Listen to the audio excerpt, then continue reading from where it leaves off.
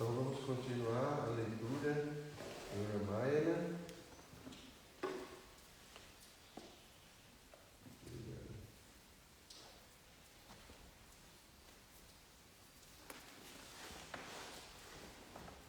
Será que está gravando mesmo? Por favor, se está. Está online? Está gravando? Está escrito ao vivo aqui. Está, né? Está ao vivo. Uhum. Então, o rei queria que a cerimônia de casamento fosse feita o mais brevemente possível. Pediu permissão a Vishwamitra e, recebendo a autorização dos sábios para assim proceder, o rei organizou que mensageiros fossem rapidamente até Ayodhya para informar Dasharatha.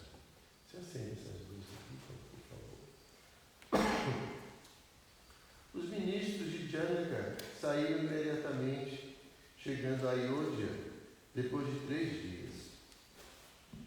Eles rapidamente procederam para o palácio, onde foram conduzidos à presença de Dasharatha, que lhes parecia um poderoso Deus.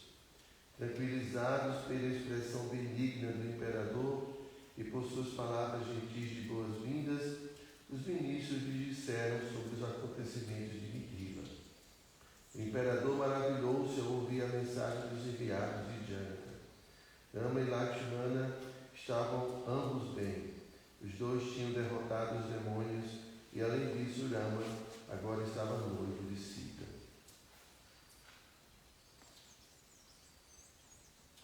Então Dasharatha lembrou-se que pensava sobre o casamento de seu filho precisamente quando Vishwamitra chegou ao seu palácio.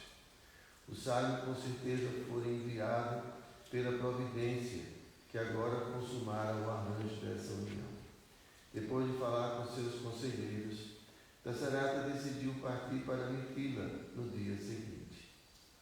Com seus ministros e também seguido por um grupo de sacerdotes, Dasharatha rumou para Mithila na manhã seguinte.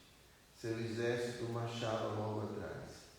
Ao chegarem à cidade, depois de 5 dias de viagem, Dasharatha aproximou-se de Janaka, que graciosamente recebeu dele grande abundância de riquezas e presentes.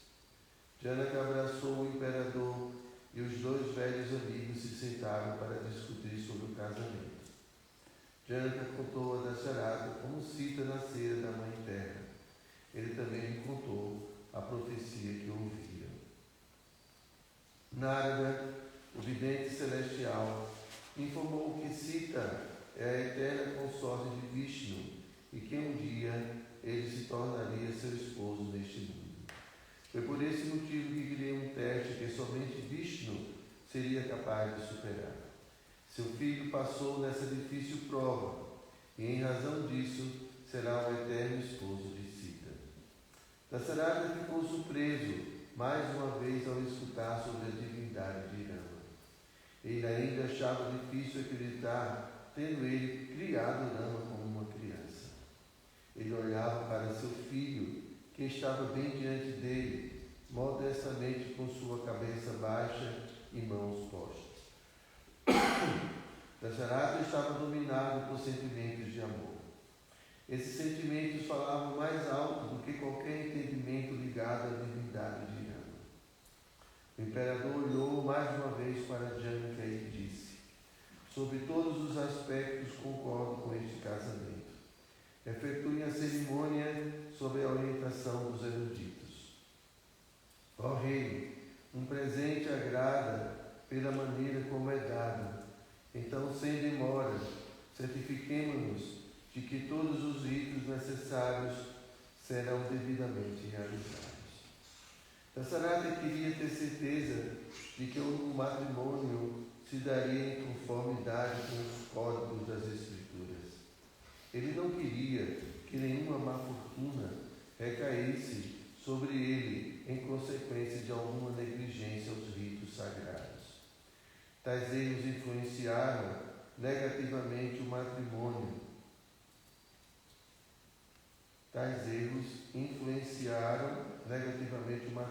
E criariam dificuldade para o casal no futuro. Janaka deu instruções a seus ministros, após o que se sentou juntamente com Dasaratha em seu grandioso salão do palácio. Juntos escutaram Vasishtha recitar a linhagem familiar de Rama. Depois de escutar a ascendência de Rama, começando com Deus do Sol, Janaka recitou a genealogia de Sita, descrevendo sua própria ascendência, que começava com Brahma. Uma vez que Janaka concluiu sua fala, Vishwamitra tomou a palavra. Ele sugeriu que a irmã de Sita, Urmila, noivasse com o irmão de Rama. O sábio também sugeriu ao irmão de Janaka, Kushadwaja, que autorizasse que suas duas filhas se casassem com Bharata e Shatrugna. Dessa maneira poderia haver uma cerimônia conjunta com 4 casamentos.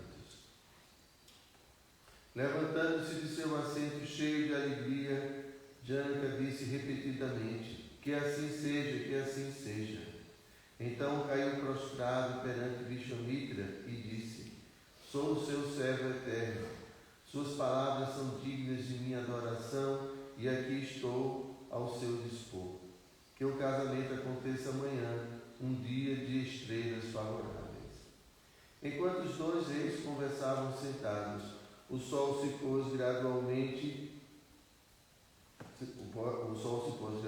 Janaka se despediu dele e partiu para o seu quarto pessoal, ladeado por seus ministros e centenas de guerreiros. Milhares de lamparinas douradas, alimentadas por óleo, iluminavam o salão. Os brahmanes também se recolheram a todo o tempo recitando hinos auspiciosos dos Vedas. Na manhã seguinte, Dasaratha acordou cedo e efetuou o primeiro ritual de invocação de boa fortuna. Solicitou o comparecimento de seus 4 filhos, então doou aos sacerdotes brahmanes centenas de milhares de vacas em nome de cada um dos filhos. O imperador também distribuiu ouro e gemas para os milhares de rishis que haviam se juntado em Pila para presenciar o casamento. Os 4 príncipes rasparam suas cabeças e se vestiram em trajes de seda e se adornaram com joias cintilantes. Cercado pelos 4 jovens, todos graciosos e refulgentes, Dasaratha brilhava como Brahma, cercado pelos guardiões celestiais das 4 direções. Um grande pavilhão foi erguido para a cerimônia.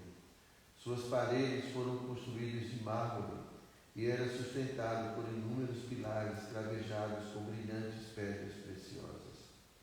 Guirlandas de flores perfumosas e coloridas dependuravam-se por toda parte, e pelo ar sentia-se a fragrância de incensos. Largas arquibancadas de madeira de mogno, incrustadas com coral e pérolas, com fileiras de assentos dourados, cercavam a arena sacrificial. Reis de todas as partes do mundo, acompanhados de seus ministros, enchiam as arquibancadas ansiosos para presenciar o casamento. O pavilhão inteiro estava lotado e a multidão gritava.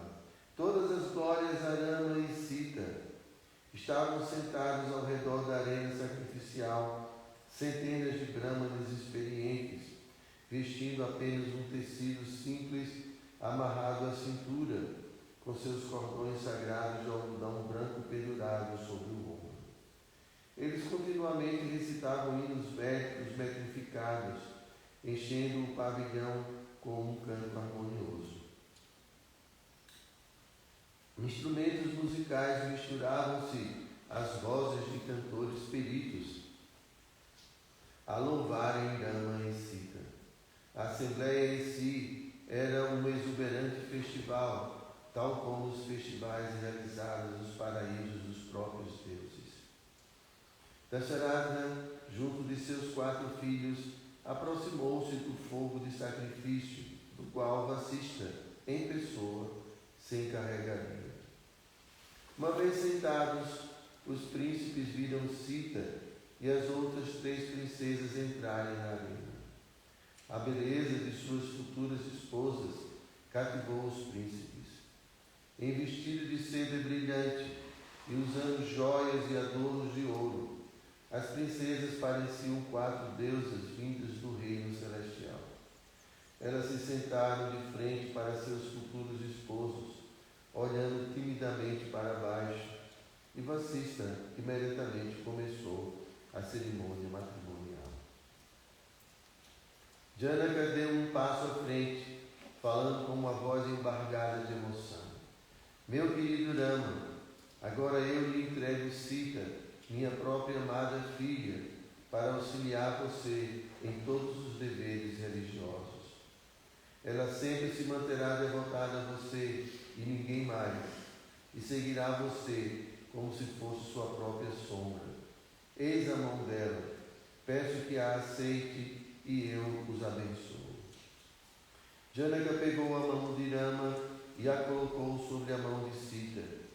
Vasista borrifou água santificada em cima das 2 mãos apertadas, consagrando que a mão de Sita agora fora dada de presente.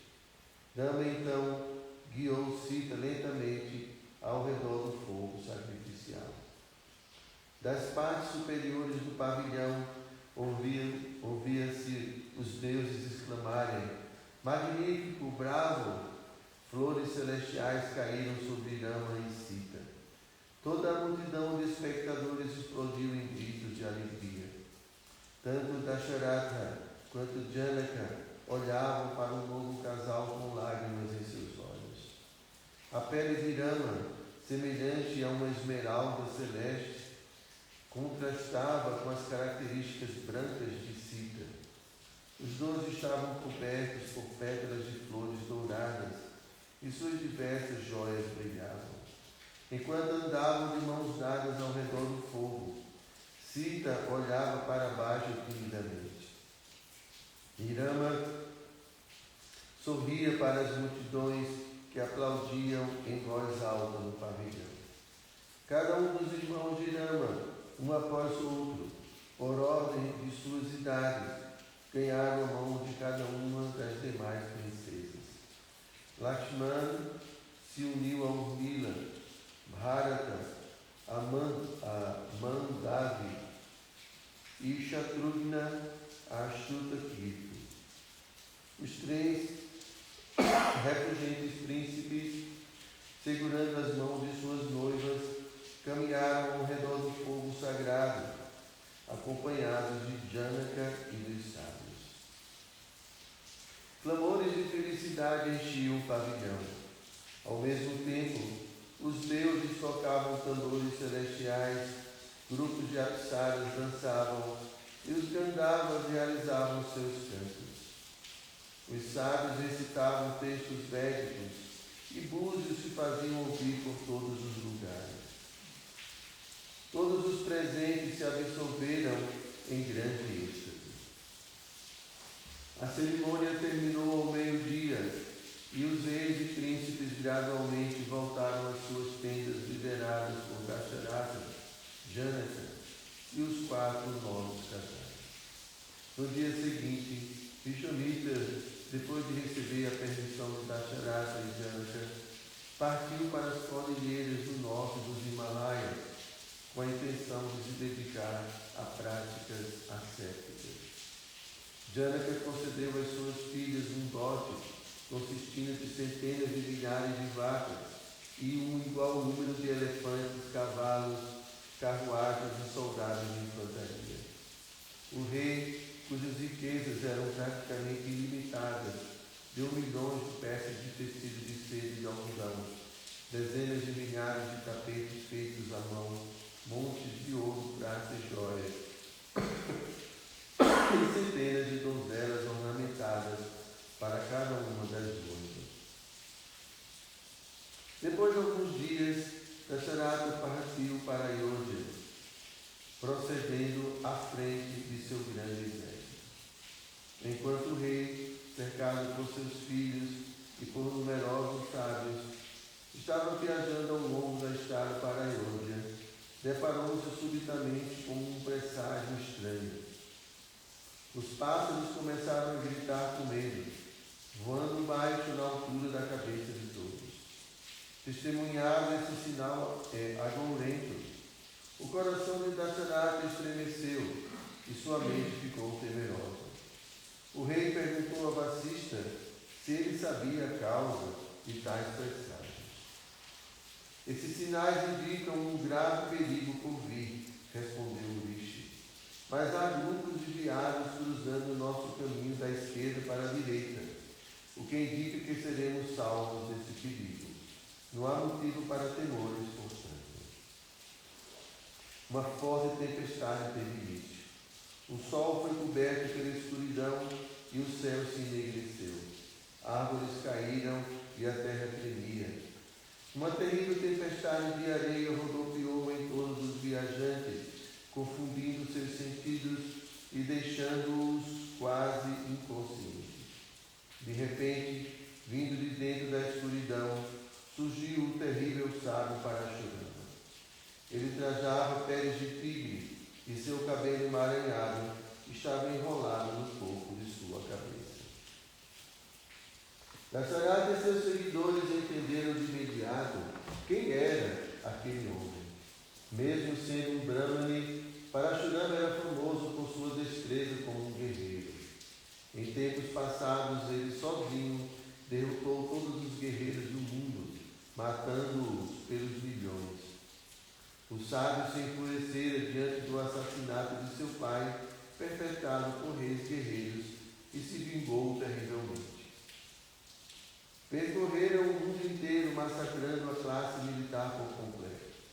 Ele agora estava diante de Dasharata, segurando seu machado de batalha em uma de suas mãos e na outra uma flecha aterradora, que mais parecia um raio. Ele era de altura de 2 homens, tinha em seu ombro um grande arco e parecia o irresistível fogo da destruição universal. Como uma montanha intransponível, bloqueou o caminho da comitiva. Os sábios do grupo de Dasharata rapidamente se juntaram.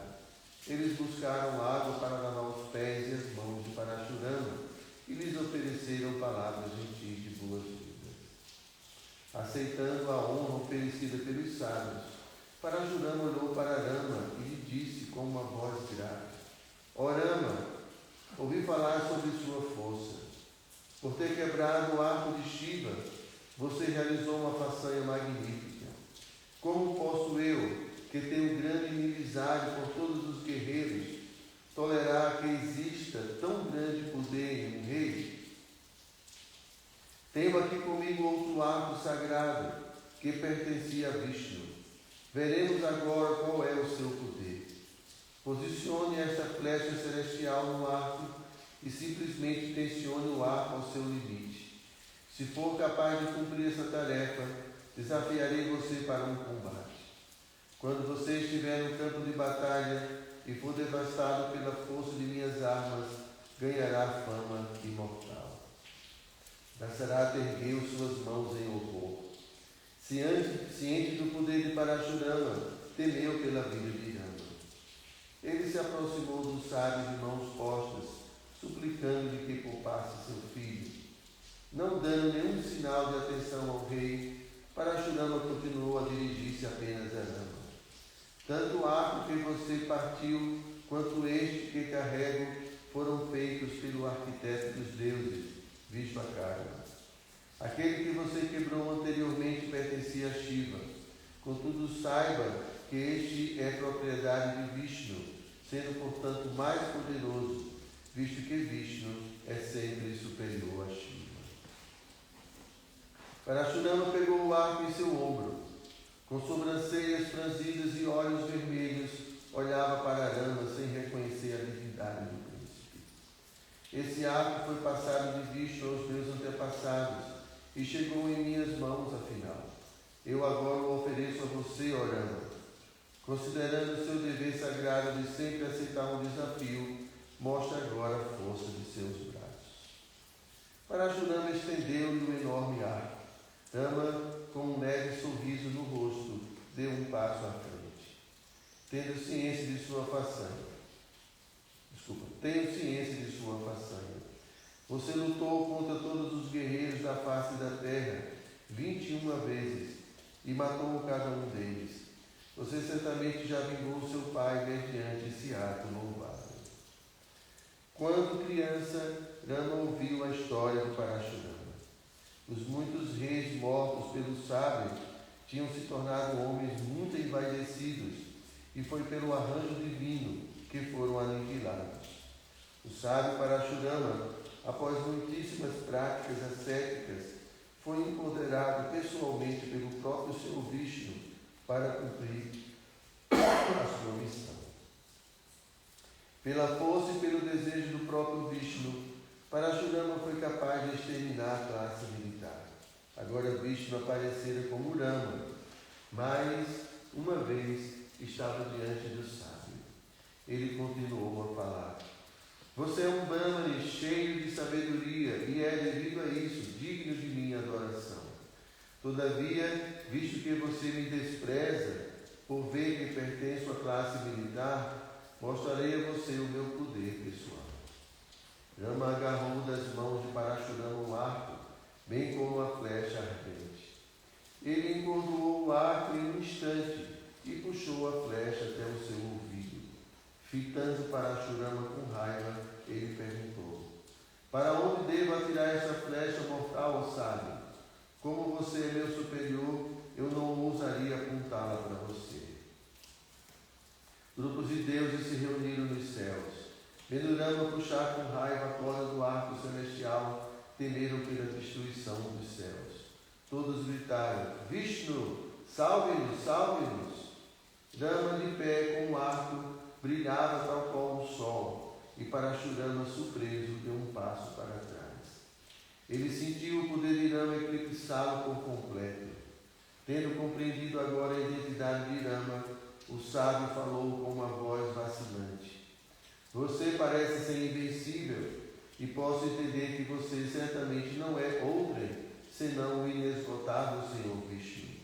Aceito minha derrota sem nenhuma vergonha, pois sem dúvidas você é o Senhor de todos os mundos.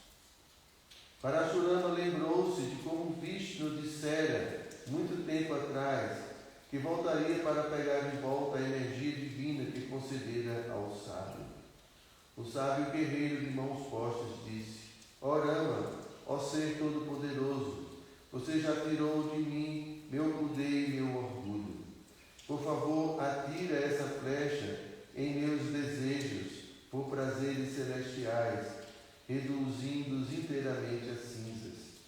Tudo que desejo é servi-lo. Quando você tiver destruído toda a minha aspiração material, estarei qualificado para ser seu servo eterno. Eis o meu desejo mais profundo. Acho que desejo, né? Parashurama curvou-se diante de Rama, que então atirou aquela flecha assustadora. O sábio desapareceu de imediato, junto com a flecha. Então Varuna, o deus das águas, apareceu e Rama lhe entregou o arco celestial para Varuna guardá-lo em nome dos deuses. Somente Vasishtha e alguns brahmanes muito poderosos escutaram e compreenderam esse momento entre Rama e o sábio. O rei e os demais presentes ficaram completamente desorientados diante dos eventos.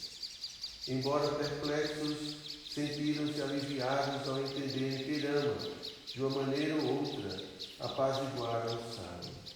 Tudo se acalmou, mas, uma vez, e o grupo retomou sua jornada, logo se aproximando de Ayodhya.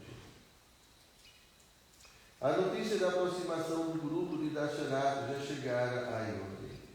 Milhares de brahmanes e pessoas comuns de fora da cidade haviam viajado alguns quilômetros para cumprimentá-los. A multidão se distribuiu ao longo das amplas avenidas, jogando grãos de arroz e folhas verdes e frescas diante de Dasharatha. Sentados em sua carruagem, o imperador e seus filhos acenavam para as pessoas. Eles se moveram lentamente por dentro da multidão e entraram na cidade, que estava decorada com bandeiras e festões de flores espalhadas pelo chão. As fanfarras de trompete se faziam ouvir agradavelmente, e a multidão ao redor da comitiva do rei o seguia pela avenida principal. Dasarata entrou em seu próprio palácio de mármore branco, que parecia um monte Himavati. Ele foi recebido por suas esposas, que tinham organizado uma recepção cerimonial para seus filhos e novas enteadas. Depois de assim recebidos, os príncipes e as princesas foram para seus respectivos palácios, para desfrutar a vida em Ayodhya, exatamente como fazem os deuses no paraíso. Ao passar algumas semanas, Dasarata pediu que Bharata e Shatrughna fossem ao reino de seu sogro, Kushadwaja, que não tinha a companhia de um filho. O imperador os instruiu a dar assistência a Kushadwaja nos assuntos do Estado, juntamente com suas esposas e um largo exército. Bharata e Shatrughna. É a família de Kaikei, esse Kushadwaja. Por isso que eu sou de Dasharata.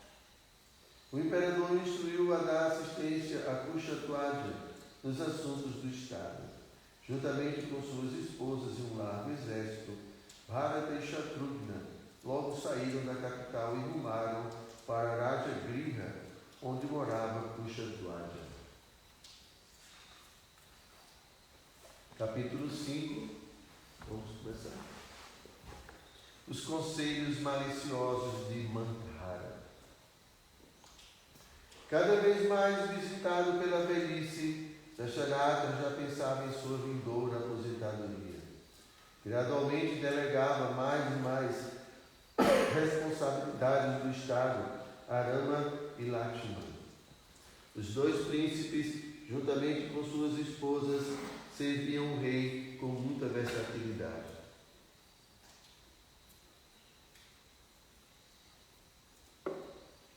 Eles sempre mantinham em mente o bem-estar da população em geral. Todos aprovavam sua disposição e conduta. Eles eram gentis e bondosos, ao mesmo tempo que tinham domínio das artes militares e, tendo derrotado os poderosos rakshasas, mesmo tão jovens, eram respeitados por grandes heróis. Rama era especialmente querido pelo rei e seus cidadãos. Sua fala era sempre tranquila e suave, e ele nunca retrucava, nem mesmo se alguém falasse rudemente com ele. Rama sempre reconhecia qualquer serviço prestado e nunca ressentia se alguém o tratasse de forma inapropriada. Rama tinha completo controle de sua ira e era um oceano de compaixão. Sempre fazendo arranjos para proteger a população, estava sempre cercado pelos conselheiros inteligentes e nunca executava nenhuma decisão sem antes consultar-se devidamente. Mesmo com todos os seus poderes e habilidades, sempre manteve sua humildade, sua brandura e autocontrole. Ele não era influenciado pela inveja ou pelo ódio, não se ocupava em conversas frívolas e sempre buscava o lado positivo de cada pessoa. Intocado pela preguiça, era sempre vigilante em executar os seus deveres. Só qualidades, né? Rama deleitava até os deuses, que frequentemente adornavam Ayodhya com suas presenças. Ele era tolerante com a Mãe Terra, sábio como Brihaspati e valente como Indra. Sua beleza pessoal era resplandecente como o Deus do Sol. Dasarata, vendo seu filho dotado de tantas virtudes, ansiava por vê-lo instalado como príncipe regente. O rei discutiu esse desejo com seus ministros e sacerdotes. Por unanimidade, todos concordaram que Rama, sendo o filho mais velho, tinha direito ao trono e que ele seria a escolha mais popular entre os cidadãos. Contudo, quando os astrólogos da realeza estavam calculando um tempo favorável para a coroação, descobriram sinais terríveis nos céus, presságios indicando que muito em breve alguma calamidade ocorreria. Dasharata preocupou-se. Os presságios com certeza indicavam sua própria morte. Ele decidiu conduzir a cerimônia no momento oportuno mais próximo. Tendo marcado a data de instalação de Rama, convocou os líderes de Ayodhya e homens importantes de todas as partes do mundo. No entanto, os deuses fizeram Dasharata esquecer-se de convidar o rei Kushadwaja devido aos arranjos feitos às pressas. Em consequência disso, nem Bharata nem Shatrughna compareceram à cerimônia. Quando Dasharata deu-se conta de seu esquecimento, era tarde demais, pois se tratava de uma jornada de alguns dias até Raja Griha. Contudo, ele considerava que seus 2 filhos ausentes logo receberiam notícias da coroação de seu irmão mais velho. Acreditava piamente que os 2 ficariam muito felizes e não se ofenderiam com a sua omissão. Em pouco tempo chegou a Ayodhya um grande grupo de reis brahmanes e Dasharata os reuniu na corte real. Sentado em sua assembleia, o imperador brilhava tal qual Indra brilha entre os deuses. Ele falou com uma voz agradável que era ao mesmo tempo sonora e grave. É do pleno conhecimento de vocês que por muito tempo tenho protegido a terra, assim como fizeram os reis que me antecederam em minha linhagem. Com o melhor da minha capacidade, tenho governado a população, dando-lhe segurança mesmo a custo de meu conforto pessoal. Debaixo do guarda-chuva real, tenho visto meu corpo envelhecer. Levando sobre meus ombros o fardo de governar o globo, sinto-me cansado e exaurido em minhas forças. Agora desejo conferir este reino a alguém que seja bem capaz de tomar meu lugar. Aqui está meu filho querido e mais velho, Rama, que rivaliza o rei dos deuses com todas as suas virtudes.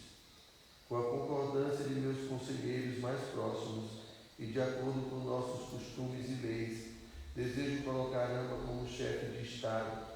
Com suas permissões, a cerimônia será realizada amanhã, pela manhã. Dasharata olhava a vasta assembleia de reis e sábios que o ouviam, todos com atenção indivisa. Os reis viam Dasharata como o líder de toda a terra. Todos eles tinham grande afeição ao experiente imperador, que sempre administrou a lei com justiça e compaixão.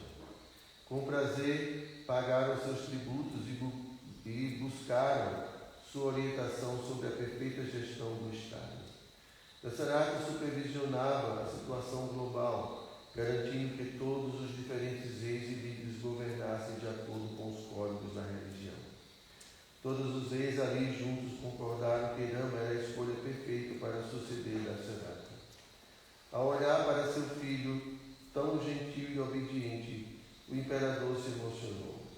Ele continuou falando com lágrimas escorrendo por sua face. Rama, que possui todas as qualidades desejáveis, será seu digno protetor. Até mesmo a organização do universo seria de uma qualidade superior se ele fosse seu regente. Se meus planos se conformam com suas ideias, peço-lhe a bondade de me dar o seu consentimento. Caso contrário, se julgam que outra direção deve ser tomada, sintam-se livres para se expressar. Pode ser que vocês considerem que meu apego a Rama seja a razão de eu o ter escolhido, quando uma melhor opção poderia ser encontrada. A opinião de quem é imparcial deve sempre ser ouvida quando buscamos decidir um assunto delicado. A assembleia inteira se regozijou diante do discurso de Dasharata. Todos o aclamaram intensamente, exatamente como pavões aclamam a chegada de uma grande nuvem de chuva. Os aplausos e brados ecoaram por toda a cidade de Ayodhya, parecendo tremer a terra. Magnífico, magnífico! era o que se ouvia por todo lugar. Todos os cidadãos estavam de acordo com o decidido. Dando um passo à frente, o líder dos Brahmanas falou: há muito tempo nos protege com o seu amor, ó rei. Agora você tem um filho digno de sucedê-lo e poderá se aposentar sem ansiedades. Suplicamos que Rama seja instalado como o príncipe regente, pois ele é completamente merecedor. Estamos todos ansiosos para ver Rama sobre o elefante real, com sua cabeça coberta pela sombrinha branca. Ao ouvir as vozes da Assembleia, concordando com a coroação de Rama, Dasanatha se levantou com seus olhos cheios de lágrimas de alegria. É uma grande fortuna para mim, bem como para o mundo inteiro, que todos vocês desejem ver Rama me suceder como rei. Isso confirma a minha decisão. Sem demora, portanto, darei início aos preparativos para a instalação de Rama. Dasanatha desceu de seu trono e se aproximou de Vasista. Tocando seus pés, falou: com sua permissão, ó santo Brahmani, daremos procedimento à cerimônia. Se estiver de acordo, faremos todas as preparações. Então, amanhã a gente continua.